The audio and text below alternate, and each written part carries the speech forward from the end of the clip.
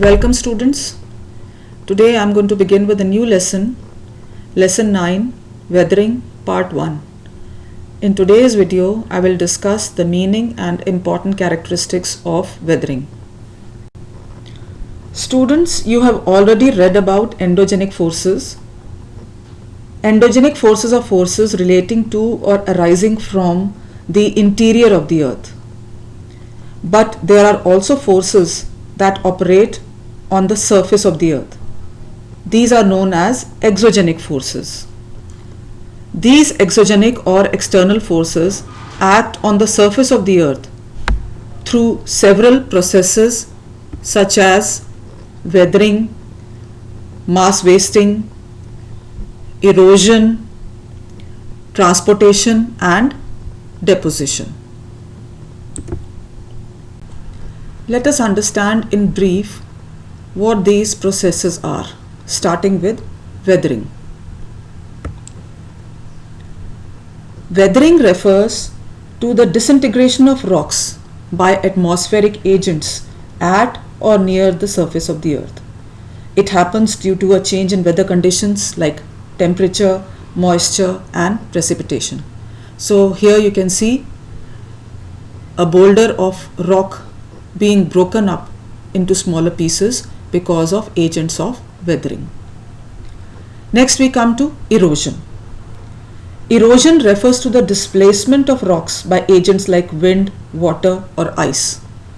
So the rock pieces which have been weathered are carried away by different agents like wind, water, ice, etc.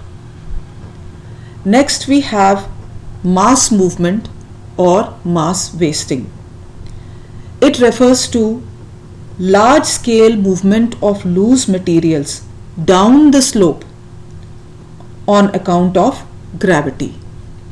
So the steeper the slope, the more rapid is the movement. So here you can see, because of this steep slope, rock material has come down on account of gravity. So we will refer to this as mass wasting or mass movement. Next we have transportation. Transportation refers to the movement of material loosened by erosion and transported to other places by the action of wind or water. So here you can see the water carrying away the eroded material.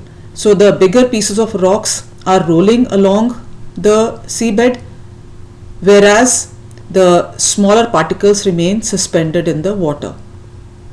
And in this way they are being transported to other places. And finally we come to deposition. Deposition refers to the laying down of the material that has been weathered, eroded and transported by natural processes such as water, wind and ice. So here you can see a desert region where the winds have deposited the sand over here and created a sand dune. So this is deposition. Now let us begin with weathering. Weathering is the disintegration or decomposition of a rock in size by natural agents at or near the surface of the earth. It is the process of breaking down of rocks but not its removal. When the rocks are exposed at or near the earth's surface, they are decomposed or disintegrated by chemical and mechanical means.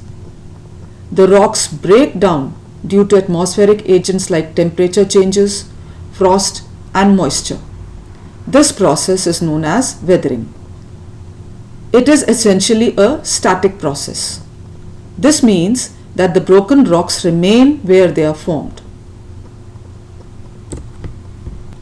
Now let us understand the characteristics of weathering. Weathering involves disintegration and decay of solid rocks. Let us understand what is meant by disintegration and decay. Disintegration refers to the mechanical or physical weathering of rocks, which is responsible for the disintegration of rocks into smaller pieces. This process does not involve any change in the mineral contents of the broken rocks. On the other hand, decay of rocks refers to chemical weathering in which chemical reactions take place within the rock, which result in the formation of new substances, causing the rocks to decay and decompose. Weathering depends on climatic elements and on the characteristics of rocks. For example, the rock's chemical composition, hardness, texture, and its permeability determines the weathering pattern. Let us understand this in some detail. Rocks are composed of a variety of minerals. Minerals that are more reactive when mixed with water, oxygen, or other elements will weather more rapidly. Some minerals are softer than others, and therefore rocks that contain these minerals will weather faster than other rocks. The hardness of rocks and their texture, that is, the size, shape, and arrangement of grains in sedimentary rocks or crystals in igneous and metamorphic rocks, and also whether the rock allows water to penetrate, also determines the rate of weathering. If the rocks are permeable, they will be more affected by chemical weathering, as water will react with minerals in the rocks, causing them to disintegrate. Weathering affects the surface of the earth. So, the disintegration or decomposition of rocks takes place only by being exposed. Weathering causes huge boulders to disintegrate and decay into smaller and smaller pieces until they can get converted into soil in which plants grow and crops are raised. Weathering involves not one but several processes to cause disintegration of rocks. For example, the heating of rocks during the day and their cooling at night will cause them to alternately expand and contract. This might cause cracks to appear on the rocks. So this is physical weathering. Now, the roots of plants might penetrate through these cracks and put pressure on the rocks, which result in widening of the cracks, and ultimately the rock might split apart due to biological weathering. So not one but many processes work together to cause disintegration of rocks.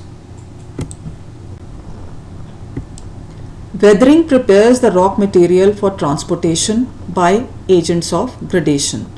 This means that weathering breaks down or disintegrates rocks into smaller pieces, which can easily be carried away by agents of erosion like wind, water, or ice. Now I am giving you two questions to stimulate your brain cells. Think over the answers to these questions and we will discuss the answers in our interactive class. The first question is, exogenic forces derive their energy from the sun. Explain this statement.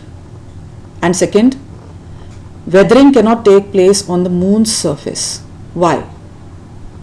So come prepared with answers to these questions on Wednesday.